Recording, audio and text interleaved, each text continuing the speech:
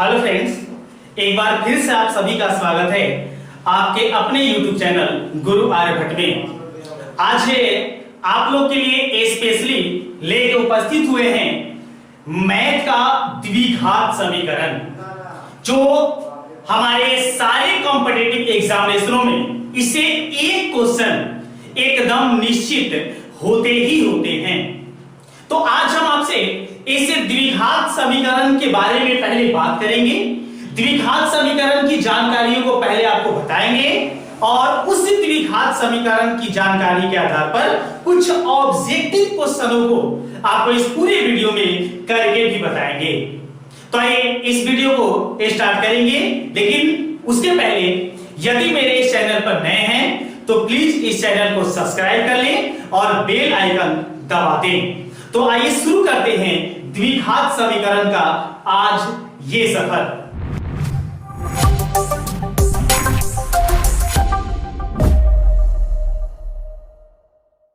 आइए आज का जो मेरा टॉपिक है वो है द्विघात समीकरण।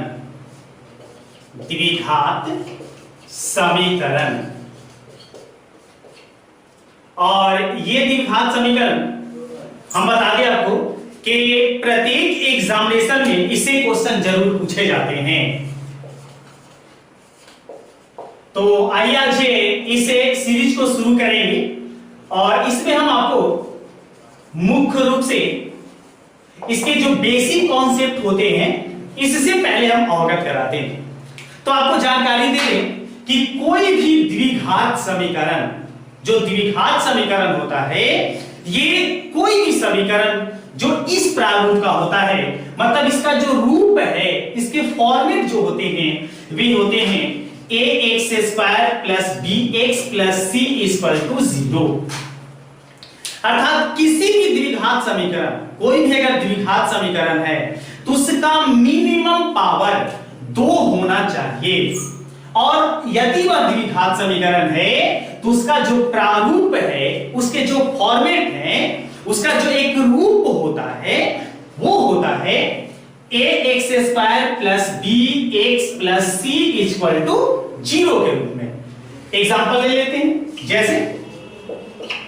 जैसे अगर लिखा गया 2x² + 3x + 6 = 0 और कोई पूछे कि क्या ये द्विघात समीकरण है, तो अगर इसकी तुलना इस वाले इक्वेशन से करते हैं, ये जो इक्वेशन दिखाई दे रहा है इस इक्वेशन से करते हैं तो इक्वेशन से मिलता जुलता है, तो हम कहेंगे कि यह द्विघात समीकरण है। क्यों द्विघात समीकरण है? कि इस समीकरण का जो पावर है वो मैक्सिमम पावर या मिनिमम पावर 2 है। अगर यहां मिनिमम पावर 2 नहीं हो तो इसे द्विघात समीकरण नहीं कहा जाएगा। फॉर एग्जांपल, जैसे लिया जाए कि 3x + 6 = 0, क्या यह द्विघात समीकरण है? तो मेरा जवाब होगा नहीं, यह द्विघात समीकरण नहीं है। क्यों द्विघात समीकरण नहीं है? क्योंकि द्विघात समीकरण में कम से कम पावर कितना होना चाहिए? तो कम से कम पावर होना चाहिए 2। तो आई होप आपको ये द्विघात समीकरण पहचानने आ गया होगा। आइए जानते हैं कि द्विघात समीकरण जो हमारे सामने होता है इसमें किसको किस रूप में जानते हैं। फॉर एग्जांपल, चलिए मान लीजिए कि मेरे पास एक द्विघात समीकरण है और वो द्विघात समीकरण है 2x² + 7x - 6 = 0। अगर ये द्विघात समीकरण है तो ये देखिए x² का ये जो गुणांक है इसको हम a, जो ऊपर हम प्रारूप में दिखाए हुए हैं, यहां जो आपको 7 दिखाई दे रहा है इसको हम b कहेंगे, और ये जो -6 दिखाई दे रहा है इसको हम c से डिनोट करेंगे। अर्थात यहां 2 a के रूप में, 7 b के रूप में और -6 c के रूप में जाना जाएगा। एक बात और बता दें जो आप शायद जानते भी होंगे कि इस द्विघात समीकरण में एक और रूप होता है जिसको हम लोग हिंदी में विवेचक कहते हैं, और विवेचक को हम d से डिनोट करते हैं। कोई भी द्विघात समीकरण का जो विवेचक है उसको हम क्या से दर्शाते हैं? वो दर्शाते हैं d से, और d का जो वैल्यू होता है वो होता है बी स्क्वायर माइनस 4ac। अर्थात बी स्क्वायर माइनस 4ac को d से डिनोट करते हैं और इसको बोला जाता है, इसको कहा जाता है क्या, विवेचक। और बहुत सारी बातें हैं इस द्विघात समीकरण में जो आपको जानना चाहिए। तो कुछ और जानकारी हम आपको पहले दे दें। जैसे सपोज दैट, मान लीजिए मेरे पास एक कोई द्विघात समीकरण है, द्विघात समीकरण सपोज दैट, जैसे द्विघात समीकरण का हम प्रारूप ही अब आपके सामने ले लेते हैं, ax square plus bx plus c equal to 0। तो अगर ये हमारा द्विघात समीकरण का प्रारूप है तो इस द्विघात समीकरण को जब हम सॉल्व करेंगे तो इसके दो मान, दो शून्यक आएंगे। उस मान को जो आंसर आते हैं उसको हम कहते हैं शून्यक। उसको हम क्या कहेंगे, शून्यक, या उसको कहते हैं हम मूल। द्विघात समीकरण को हल करने पर जो आंसर आते हैं उन आंसरों की संख्या 2 होगी। ऐसे अगर जनरली हम आपको ट्रिक के द्वारा बता दें तो किसी इक्वेशन का जितना मैक्सिमम पावर होता है वो पावर उसके मूलों की संख्या को डिनोट करता है। अर्थात मूल अगर द्विघात समीकरण का पूछा जाए तो 2 होगा। त्रिघाती समीकरण का सपोज दैट मान लीजिए 2x³ + 6 = 0 पूछा जाए कि इसका क्या होगा, कितने मूल आएंगे, कितने शून्य आएंगे, तो हम जवाब देंगे क्योंकि मैक्सिमम पावर कितना है 3, तो इसका जो मूल होगा उसके आंसर होंगे 3। अर्थात किसी भी समीकरण के, किसी इक्वेशन के जितने मैक्सिमम पावर होते हैं वो उसके मूलों की संख्या को प्रदर्शित करते हैं। तो जाने कि अगर द्विघात समीकरण के शून्य के मूल अगर 2 होते हैं और उसको अगर मान लीजिए हम अल्फा और बीटा से दर्शाते हैं, सपोज दैट एक अल्फा है और एक बीटा है, ये दोनों मूल हैं, तो आपको जानकारी होनी चाहिए कि किसी भी द्विघात समीकरण में मूलों का योग, मूलों का जो योग होता है, जिसको अगर हिंदी में हम लिख देते हैं मूलों का योग, इस पर बहुत सारे क्वेश्चन बनते हैं।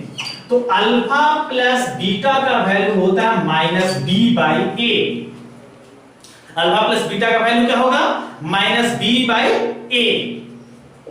और यदि हमसे मूलों का जो मूल होते हैं इसका गुणनफल पूछा जाए तो मूलों का गुणनफल अल्फा इंटू बीटा का वैल्यू होता है c/a। और ये जो b और a है यही द्विघात समीकरण के इस मूल से लिए जाते हैं। तो इसको अच्छे से अगर आप चाहते हैं तो नोट भी कर सकते हैं। मूलों का योगफल alpha plus beta equal to होता है -b/a। मूलों का गुणनफल alpha into beta equal to होता है c/a। आई होप ये बातें आपको समझ में आ गई होगी। आइए द्विघात समीकरण में कुछ और जानकारियों को ले लेते हैं।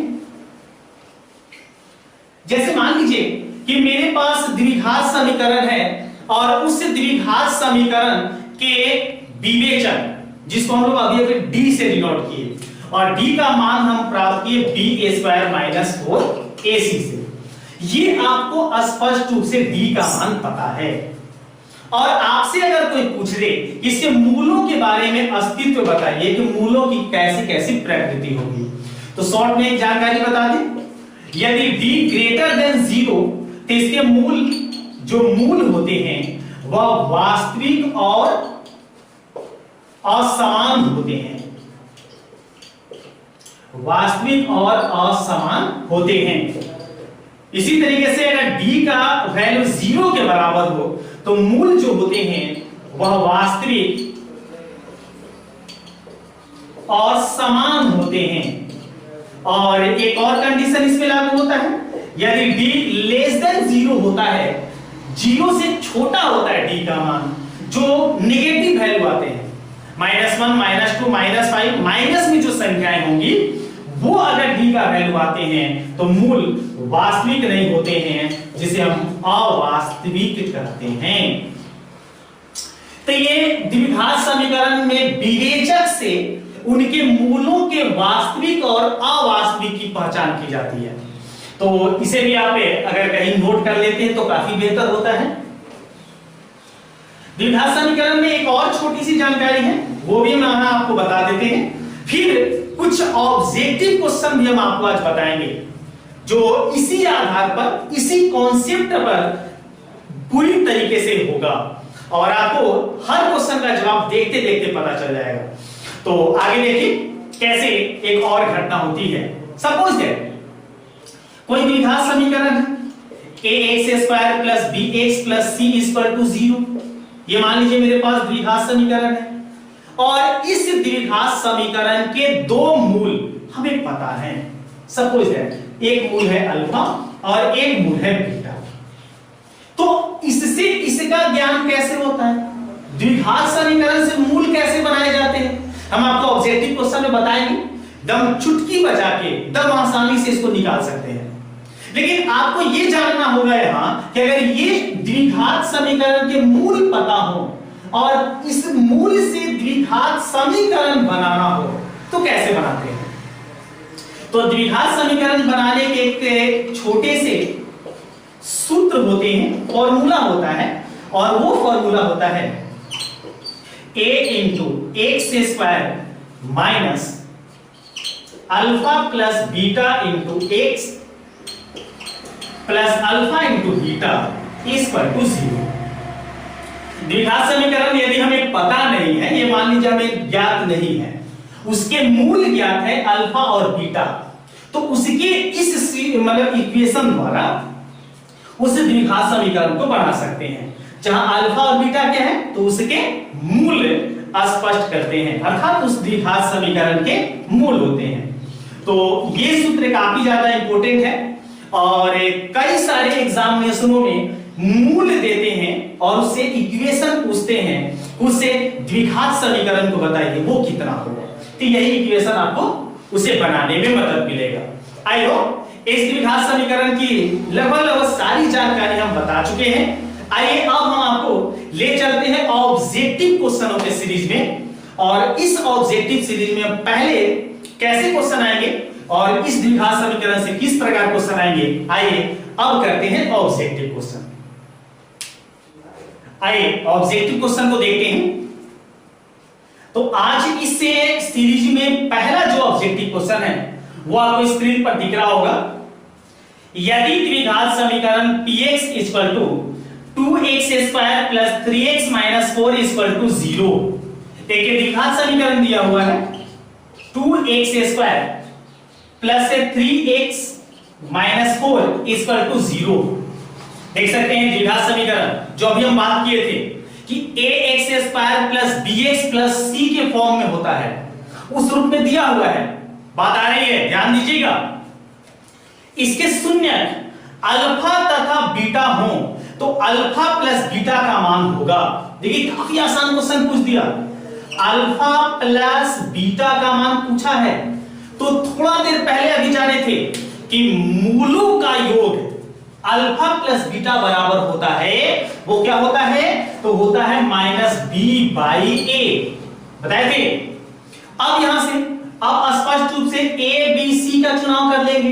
तो देखिए पहले तो हम माइनस दे दिए, b का मान मेरे पास क्या है तो b का मान है 3, तो ले लिए 3 बटा में क्या है नीचे बटा में a, तो a का वैल्यू 2 है तो 2 ले लेते हैं, अर्थात अल्फा प्लस बीटा का वैल्यू हो जाएगा -3/2। देखिए कितना इजी ऑब्जेक्टिव क्वेश्चन, एक नंबर मिल गया आपको। तो इस क्वेश्चन का जवाब कौन सा हो जाएगा, ऑप्शन नंबर डी -3/2। ध्यान देंगे ए ऑप्शन भी काफी लोग गड़बड़ कर सकते हैं, इसलिए ध्यान से इसका सही हो जाएगा ऑप्शन नंबर डी। हम पहले बता दें कि काफी मजा आएगा अगर आप शुरू से पूरा वीडियो देखें तो द्विघात समीकरण से कोई प्रॉब्लम आपको नहीं होगा। आइए देखते हैं सेकंड क्वेश्चन को। यदि अल्फा तथा बीटा द्विघात समीकरण, एक और द्विघात समीकरण है वो है x square plus x minus 2 equal to 0, ये द्विघात समीकरण है।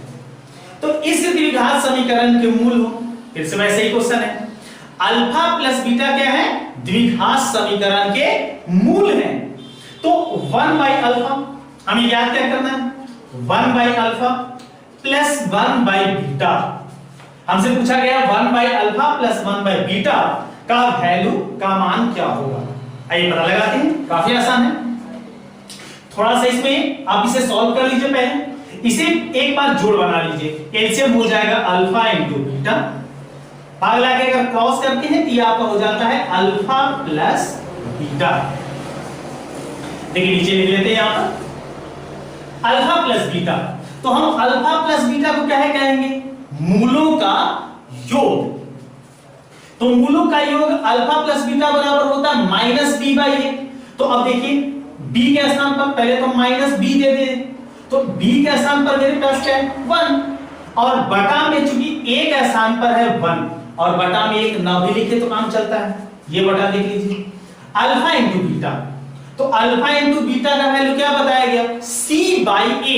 क्या कीजिए अल्फा इंटू बीटा का वैल्यू बताया गया था c बाई ए।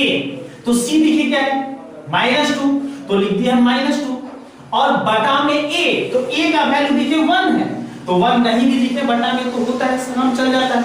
अब देखिए माइनस माइनस कैंसिल हो गया, टोटल वैल्यू क्या होगा 1/2। मतलब इस क्वेश्चन का आंसर हो जाएगा 1/2। देख लेंगे कौन सा ऑप्शन में, तो इसका ऑप्शन कौन मैच करता है, ऑप्शन नंबर ए। चलिए काफी आसान क्वेश्चन, ऐसे ऐसे क्वेश्चन आपके एग्जामिनेशन में अनिवार्य रूप से मिलेंगे। ध्यान दीजिए, नेक्स्ट क्वेश्चन की ओर बढ़ेंगे।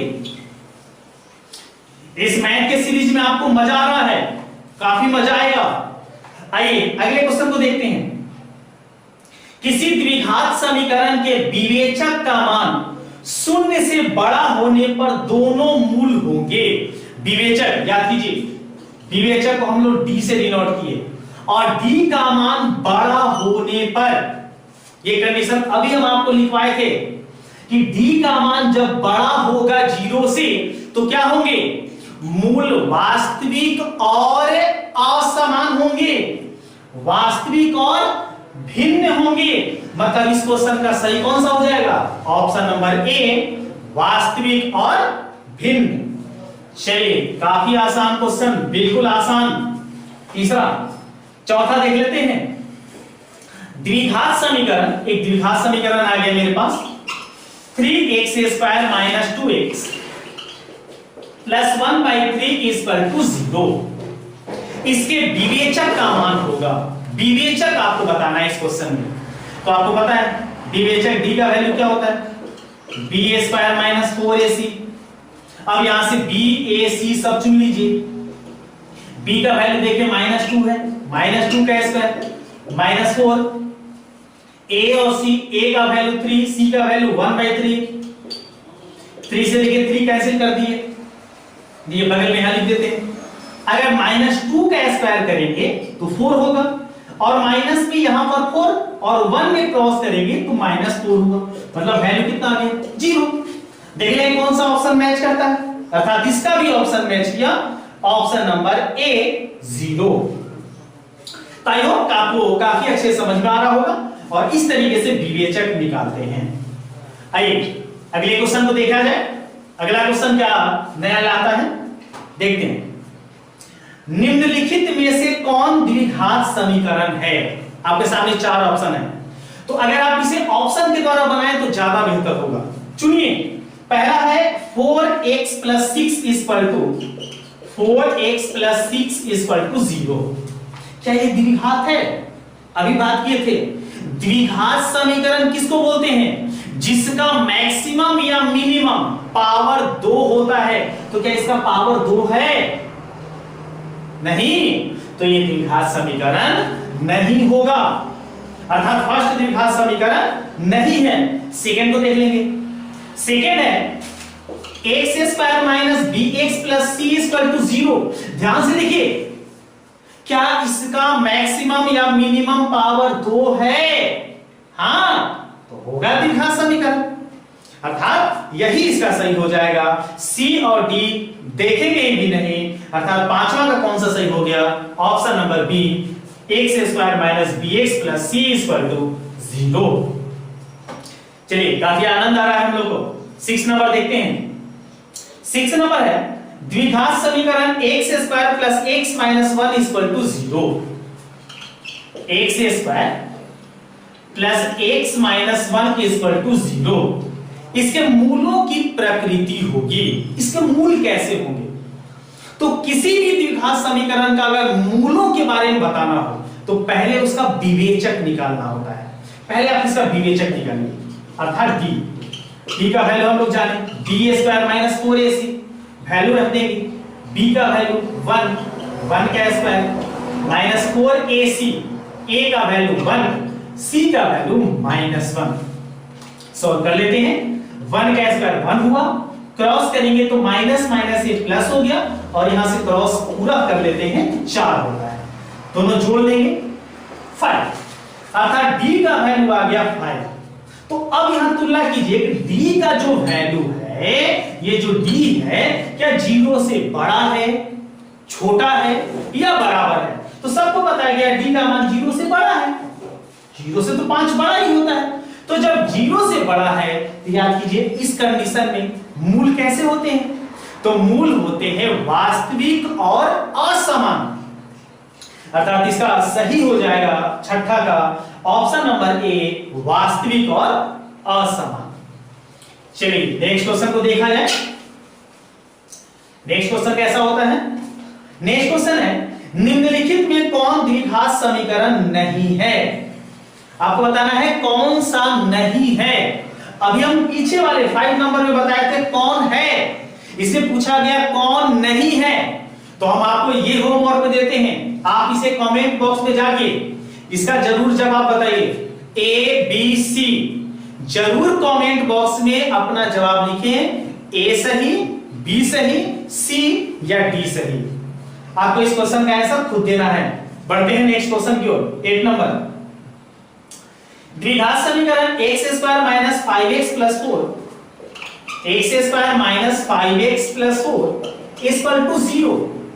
आपको बताना है कि इसमें विविक्तर निम्नलिखित में कौन सा होगा, इसका विविक्तर बताना है, जिसको विवेचक भी कहते हैं।